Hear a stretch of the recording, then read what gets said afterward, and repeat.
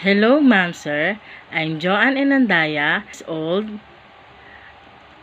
college undergraduate, taking up automated office system management here in the Philippines. I have children. I have 3 children, all boys. I have an experience as a domestic helper here in the Philippines since January 2016 to April 2019. There are 3 family members, 2 adults and 1 children baby 3 years old. I finished my contract and I find another job.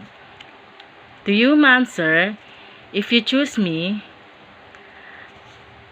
I will do my best and do my job as a domestic helper, and I will respect your rules and regulation as my employer. Thank you.